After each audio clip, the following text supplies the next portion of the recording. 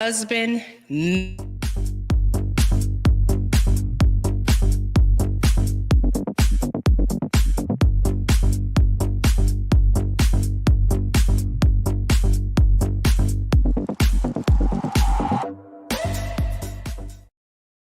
All right. Welcome to the Couples Academy show. My name is Hassani. I'm Danielle. And we are here for another great conversation. Hope you had an amazing Thanksgiving. People were traveling all over the country, Yes, all over the world to connect with family and friends. And I'm sure they ate good. We ate good, a little bit too good. We're done. Good. We're uninterested in food. From this day forth, food is the enemy. We don't want no food.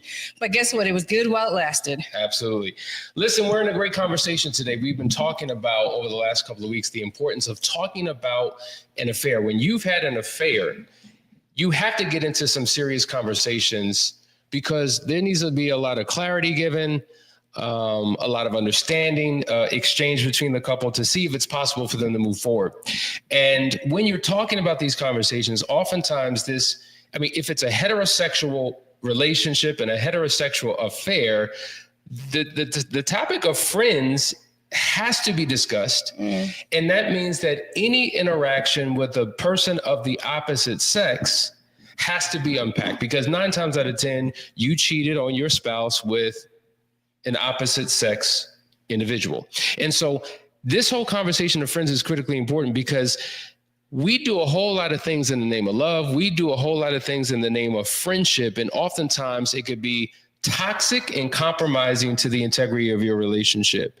And there was a book written some time ago called Not Just Friends. And I think it's worthy to really talk through that because we claim all types of relationships as friends and it's no big deal and it's platonic and nothing's going on, but really it's a culprit.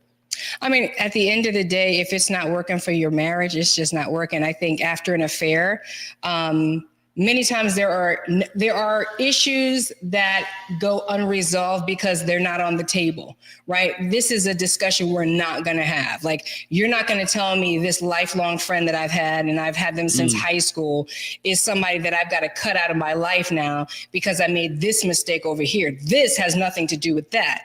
When in actuality, it has everything to do with you healing and recovering and moving forward in your marriage without any angst or frustration or fears that it'll happen again. And I think a lot of times, maybe one person in the marriage felt like the friendships that we bring in were a little bit too close anyway, and we didn't say anything. We didn't want to be legalistic. It's just like, I saw that this was a little bit too close and too close for comfort. Like, this friend knows way too much about my spouse than I do. They got stories and they over here laughing and kiki and ha-ha about things that I have no idea about. And I'm on the outside looking in like, what y'all talking about? And so, but we don't say anything, number one, because maybe we have friends too that we haven't wanted to let go of, and or because it just has not been a negotiable. It has not been something that we can talk about. How do we establish boundaries that protect the marriage and make us both feel comfortable? After an affair, it takes center stage. But let's go back, because you're talking about friends that we had before we actually got married. And these are the conversations that people are not having. Like, most people don't go to premarital counseling. Most people don't have real conversations about what will make a healthy relationship. Most people don't talk about expectations that they have. They go in with assumptions that you're just supposed to know this, or this is just supposed to be the way that it is. But we all have a different value system. We all have a different relational history. We all have a different family upbringing. So our worldview and perspective on things is completely different. And this is why people enter into conflict. So this whole idea of friends is worthy of a conversation, because the nature of the friendship, the history of the friendship, the length of time that the friendship has been in existence, to me, has to be discussed if we're coming together to merge lives. Not only are we merging our lives, we're now creating other ones. And the history, like, what is the history of this friendship? How close were you? Some friendships start like in elementary school. Did you play spin the bottle together? Like, these are the things that I want to know, like, come on now. Did you do 7 minutes in heaven in the closet? So how intimately connected are you to this? 7 minutes of heaven. Spin the bottle.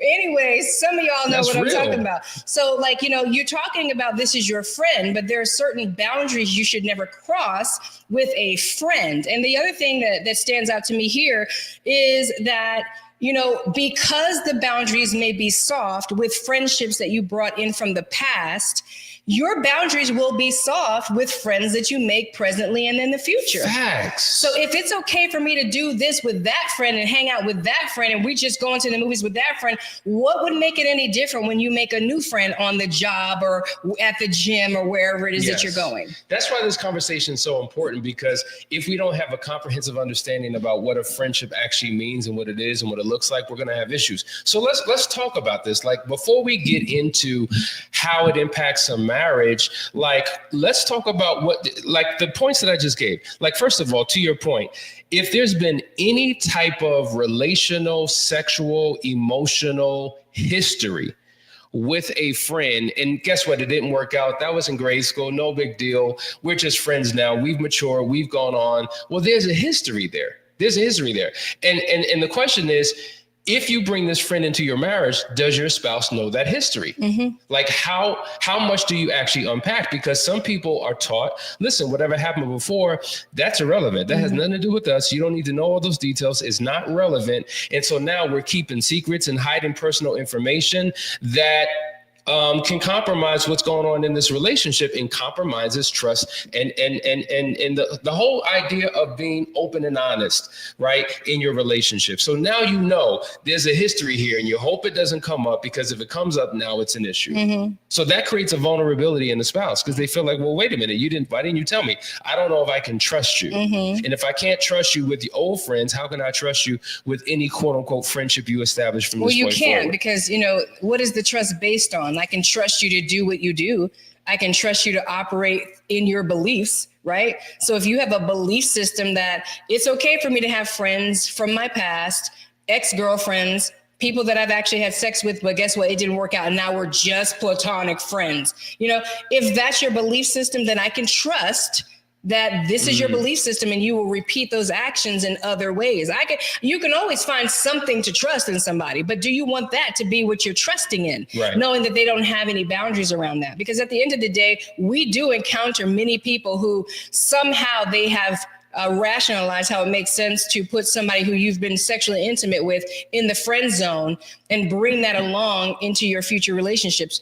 That is a disaster waiting to happen, because at the first sign of trouble in your marriage, because you have befriended somebody who you've been intimate with, you're going to run to them. That's the next person that you're closest to, that you have an intimate connection to. You will run to them with your hurt, with your pain, with your complaints. And that is you opening an emotional door that leads to physical activity. So let's start right there, because we talked about the potential history that they could have had together that they're covering up. But I think what you're talking about is even more significant. The level of intimacy that still exists in that relationship. Because when I'm not doing well with my spouse, guess who I'm going to? When I'm not doing well with anything, guess who I'm going to? Because if you have friendships like that are that close, you're probably not sharing that much information with your spouse. I mean, women, we have a lot more words than men do. So that might shift depending. You might just be a blabbermouth and you're going to tell your husband all the tea, and then you're going to go your bestie and tell all the tea. But when it comes to men, if you have a man that has that close a relationship with a friend that's a female, and that's where he is sharing his most intimate struggles and things of that nature, 9 times out of 10, his wife doesn't know anything about what he's going through at work, what's happening at the gym, what's happening with the family, because he's already told someone that he's intimately connected to, and it's his friend. So there's messages in movies. One of my favorite movies is Brown Sugar. We talk about this all the time. And Taye Diggs in that movie, matter of fact, it seems like to be a theme in many of the movies he's in, even in The Best Man. Like, Taye Diggs is that guy who's in relationships but has inappropriate, unhealthy boundaries when it comes to members of the opposite sex, horrible. Right? So he goes to his friend to share the things that he's excited about, the things that he's thinking about, ventures that he wants to start, trouble that he's having on the job, issues in the relationship, and the friend has a deeper connection with him than his own spouse. Now, we saw that show up in both of of those movies, but this is a real thing, Danielle. So it's not just, to your point, not just about issues we're having. If something happened in my life before I go to you, because maybe, you know what, we just don't have that connection. Maybe I'm assuming how you're going to respond. Now, anything that I share, even if it's a challenge, it's going to impact you a certain type of way. I'm trying to avoid the conflict and the drama. I just want a listening ear, someone who can understand me. So I'm going to Keisha because she gets it. Right. So now, she's non-biased. She has no strings attached.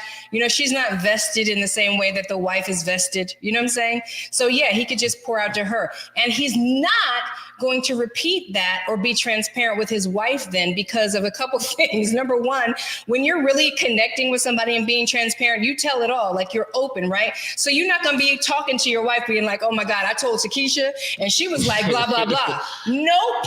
He's not going to risk that. Well, Takesha said, when your wife has an opposing opinion that you don't like, because you already know how she feels about it, and you be like, well, yeah, when I told Takesha, conflict. See, he's going to avoid the conflict. She will too. If it's a woman doing this, she will too. She's not going to risk repeating things that could cause more conflict or that would cause jealousy or any other issues. And so you're gonna get one story or no story at all, and the friend is gonna get all the tea, all the business. Now, this is intimacy now, right? We're not talking about sex. And I think a lot of times people make the mistake of always making it synonymous, that if we say intimacy, it means sex. No. Intimacy simply means you are opening up and sharing your thoughts from your mind, your feelings from your heart. There's a connection there. Yeah. There's a vibe there. There's a chemistry there. And I feel more connected to you. I feel more understood, more seen, more heard. Less judged. Because who's doing the judging? Your spouse. Right. Your spouse is judging everything. Well, I mean, here we go again. This is your mode. I mean, listen, this is how you show up every time. Like, I mean, God, 10 years ago, you were saying the same thing. Like, the spouse knows you, right? Like no one else can know you, right?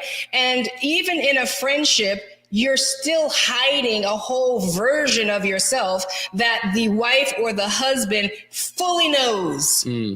Okay, because they've had a front row seat to your life. They've had a front row seat to your life, how you do all the things. They're with you in the muck and mire of it all every single day. Your friendships are outside of that. They're only seeing an exterior perimeter of your life, right? And so they can be less judgmental. They can be sympathetic and empathetic. And that's where things get dangerous, because the moment things go awry in the marriage, you can turn to that friend and be sympathetic and empathetic with them, and you'll receive it from them. And this is important to talk about, because when we say that it is not good for married people to have friends of the opposite sex, it's not us being legalistic. It's us understanding human nature and presenting barriers around a marriage to protect it from the inevitable. That's what this is doing. Inevitably, things go awry in some way, shape, or form. Does it necessarily have to turn into sex? No. But can it infringe on the intimacy that your spouse deserves? Usually, yes. This is perfect timing. I've shared this example before, but I'll mention it again. Think about Thanksgiving, right? Thanksgiving, you get together with other family members. There's a huge spread of food. We had turkey, we had lamb chops, we had macaroni and cheese, potato gratin, we had stuffing, we had cranberry sauce. Wasn't it potato gratin? It's all gratin. Whatever, you know what I'm talking about. We had bread, we had red velvet cake, we had sweet potato pie, we had lemon lush, we had peach cobbler. It was insane, right? Now imagine somebody coming over to indulge in this huge meal, but before they got to the house, they stopped at a McDonald's, right, to get a quick Big Mac, large fry, cherry Coke, apple pie, just to hold themselves over till they got to the meal. So now we give thanks. We all diving in. They're sitting at the table looking at us eat, and we're like, "Are you gonna get some? Are you gonna get in on some of this?" And he's just like, "I'm good." And we're like, well, "What do you mean you're good? Like, do you see what's on the table? We wait all year for this." And he's just like, "Well, I went to McDonald's and I had a little bite to eat." And so the natural appetite that he should have developed and had ready to go to splurge into this meal was compromised over a happy meal on his way to the house. The point that I'm trying to make is that in your relationship, there should be a natural attraction, a natural desire, a natural drawing that you have to your spouse to open up your heart, mind, and everything else. But if you have someone on the side, a friend, quote unquote, that you reach out to, that you connect with, you're getting a need met that should be met by your spouse in the relationship. And so you said, well, the friend may only have a surface aspect and your wife knows it all. But there are some situations where it's the opposite, where this friend knows everything about your life and your wife, your spouse, your husband only knows a portion because you've already found a need met in somebody else that is not being met in the marriage. So we've seen it go both ways, and that's why it's so damaging. And this is the thing, because somebody might be thinking, well, what's the difference between that same sex and opposite sex? I mean, I tell my girlfriend everything, and I'm a female, and I tell my girlfriend everything, and she knows all the things, some stuff I can't tell my husband, some things I can't talk to my husband. See, but when you think about how the natural development of any relationship between a male and a female, when it's natural, when it's not, a one night stand and it hit one hit quit, there is a development of connection through conversation. That's how you develop intimacy, right? So God designed us to be drawn to each other through connection, through staring into the eyes, through, oh man, I'm so sorry that happened to you. You don't deserve that. Those little things, that happen naturally because we're human is what makes it dangerous with opposite sex friends. I don't care how many times my girlfriend put her hand on my shoulder or cry on my shoulder or put her hand on my knee. I do not want her. Facts. And she don't want me. Because I choose the right friends. Do you understand? So there's a difference. There's a difference when I'm connecting and sharing and opening up my heart to a man. He is opening his heart up to me. He is sharing intimate things with me. He's relating to me. This is how natural relationships develop. This is how it should. This is how marriages that are strong marriages, they'll say, we started out as friends. Like we didn't even know. Like you and I started out as friends. We weren't trying to connect in any kind of way. We just started out as straight up platonic friends, but we were single. That's the narrative. He's so silly. See, this is a real teaching point, and you getting silly on it, but it's real. Like we were friends until we weren't. And it was you who was the initiator. So let's be clear on that. But at the end of the day, if people understand that in the beginning, when you are just being friends, single, nobody on the side like you're supposed to be, and your intentions to just be friends with this person, over time, feelings will develop. And this is why we have to keep those doors closed and protect our marriages from infringing on those boundaries that are supposed to protect the marriage. Having those opposite sex friends outside of your marriage is definitely a compromise. And people would say, well, I've been friends with this person for years. Okay, there are some exceptions that I've noticed. Have you noticed exceptions? To people having, when there's healthy boundaries around those relationships. Sure. Like if they're married, if it's a friend from your childhood who's opposite sex, who is married, and you or in some committed courtship, and you guys connect together as a couple, exception. Along with boundaries, right? Sure. And this is what I'm saying, like, that can only happen if there are conversations that we're having about that couple, because I've seen that go awry. And this is why it's important that the couple is on the same page. And typically what happens is, I don't care about you having opposite sex friends because maybe I secretly want opposite sex friends. So we don't really talk about it. We're not on the same page. We just we just haven't really come to terms. We never checked it from the very beginning of the relationship. It's what we brought in, and ain't nobody ever checked it. Right. So it's awry. So I'm gonna continue to have my opposite sex friends, whether you do or not. And then you only find out about mine if it comes up. And I'm like, what's the big deal? Nothing's happening. Maybe nothing is happening, but something is always happening, even when nothing's happening. Because if you limit it to just sex, if you limit it just to a physical interaction, you're missing it. And everything that you just said just speaks to it, right? It's not just about that. It's about the connection. It's about the companionship. It's about the emotional investment that you're making in another person. And that's what makes this whole concept of the dangerous partner profile so real. Because when you're thinking about the components, and there's 8 to the dangerous partner profile, none of it has to do with physical interaction. None of it has to do with any type of physical, emotional, or no, it's emotional. No physical or sexual attraction. It's the emotional piece. That's the driver. And the fact of the matter is, listen, when we talk to couples, oftentimes it comes out that the affair partner wasn't necessarily more beautiful or handsome. They didn't necessarily have it together in a way that the spouse didn't. When you compare the spouse and the opposite sex affair partner, usually the spouse wins 10 times out of 10 in terms of the comparisons that are made. But what did that opposite sex affair partner do that the spouse did not? You know what? Listen, maybe, because I was just talking to, I think one of my daughters about this, that like, you know, sometimes, I mean, if the person is highly unattractive to you, okay? A person could be highly, highly unattractive to you, but the nicest person ever, going back to becoming friends, right? Mm-hmm. Yeah. Nicest person ever. Somebody at work, just not my type. Babe, you ain't never got to worry about this joker. He is not my type, okay? And you looking at him too, husband, and you like, I got 10 up on this one. This is real right here. No interest. Okay, real yeah, right yeah. Here. He busted. He ain't no competition.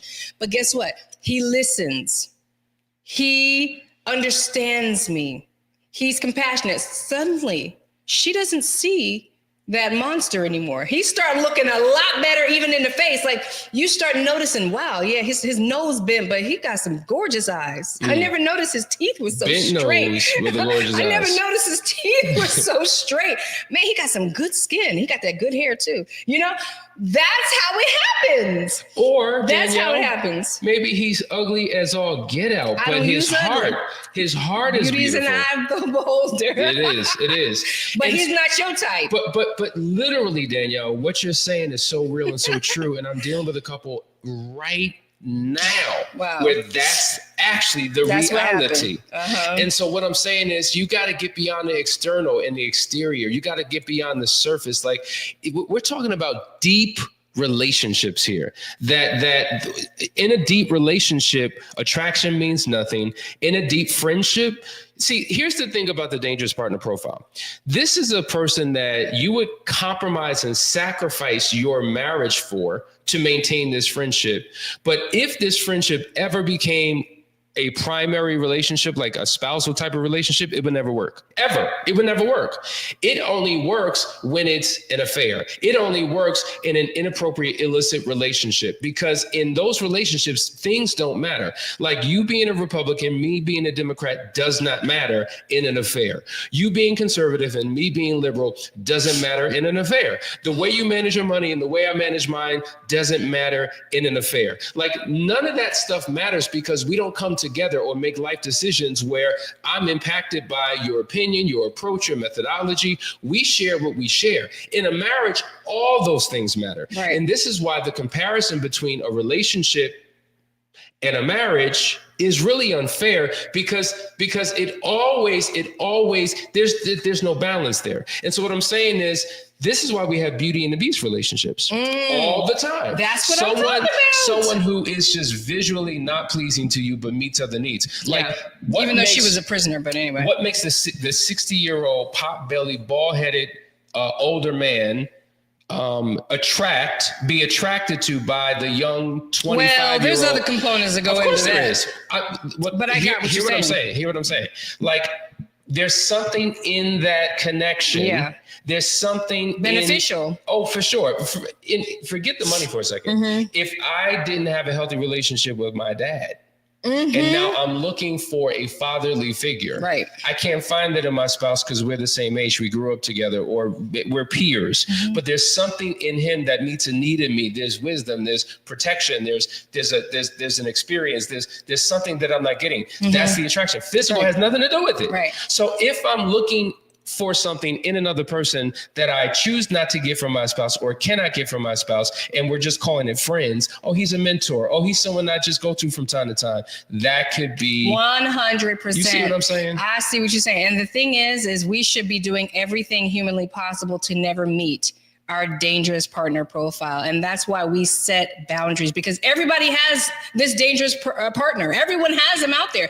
And if you're open with no boundaries and you have no rules and you get to befriend anybody and everybody, you're bound to meet that person and can potentially compromise your marriage and your vows. Again and again and again. again. And again and again. And so this is why it's important to understand that the more secure your marriage is, the more secure these quote unquote platonic relationships will be. The more insecure your marriage is, the more intimate these platonic relationships will be. And even the word platonic, and we've talked about this, is written in our book, Platonic, by definition is problematic within itself, because platonic simply means to have an intimate and affectionate relationship with a member of the opposite sex, void of sexual interaction. Now that's problematic because the whole nature of a friendship doesn't start off sexual. It becomes sexual over time because of the level of intimacy, right? Yeah. So to your point, I'm an opposite sex male friend, and just doing this, it's going to be okay. It's going to be all right. That alone is a seed that's planted. You don't know people's triggers. You don't know their spots and stuff like that. And people always touching. That's why, listen, don't touch my man. Don't touch my man. That's right. I'm the roll up on you and correct you type. Don't touch my man in my sight. Because that kind of stuff, like y'all think it doesn't mean anything, but it is. And also, let me not go deep on transfer and stuff, but the point is that touch is connection. People use this in psychology all the time, in sales all the time, to befriend you, to lower your defenses, to get you off guard.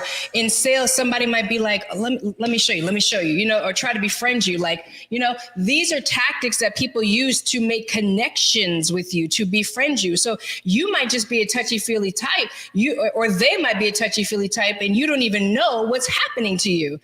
So this is why we have to have these conversations. And this is where you have a courageous conversation, really, because this might be something that you've never actually had the boldness or felt the freedom to bring to the table in your marriage. You've never been invited to have a say in any of this. But now you're charged to say something, because this could be the very thing or very decision that protects your marriage from future issues. Infidelities of all kinds. It's not just sex. You can be heartbroken and devastated just knowing that your spouse shares intimate details about themselves, their heart, their life, and they don't share them with you. Yeah. That's a tremendous betrayal. That's emotional infidelity. It is horrible. It is a horrible thing to know that they can open up to someone else and not to you. So it's your responsibility to bring this up, bring this into the discussions when you have these talks about boundaries. And when you sit down and you go over bills, everybody probably has, a day of the week where you do your budget and you do family conversations. We talk about the kids and stuff. Add your marriage to the conversation as issues that you want to address, so that this is your opportunity to talk about how you want to make changes. I'm going to set certain boundaries. I would like for you to set these boundaries too, to protect our marriage from infidelity. Hey, watch this video that I just saw. It just blew my mind. Don't make an attack, right? This is what you're doing. Don't do that. That never works. Instead, be like, I'm about to make some changes. I just learned some areas in our marriage that I am going way off, and I don't want to do that. So I'm going to make some changes. I want to know what you think about this. Watch this video. Real talk. It's so true. There's so many podcasts that talk about emotional affairs versus physical affairs. And I've heard so many people say, you know what? I could deal with the fact that they penetrated your body, but the fact that they penetrated your heart, for them, that was worse. That was more devastating than the physical act, because some people will make an argument. Sex is just sex is just sex. Some people make that argument, but the emotional connection, the time spent, when we get the reports and when we get the accounts and we see all the calls that were made and the hours that were spent on the phone, when we see all the back and forth text messages, when we finally get access to the social media accounts and see all the scrubbing that is done. Wait a minute. How is it that everything was deleted? What are you like? It speaks to something deeper than just a physical interaction. Yeah. So the depth of betrayal is so deep when there's an emotional, heartfelt connection that happens through communication. The foundation of all communication is intimacy, intimacy.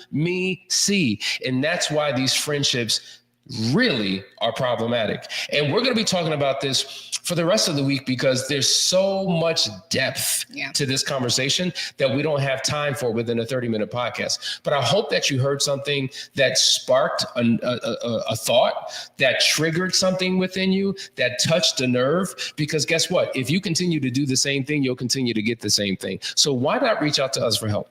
Couples Academy, this is what we do. We have a last chance weekend. Matter of fact, there's one coming up December the 13th through the 15th, Friday, Saturday, and Sunday.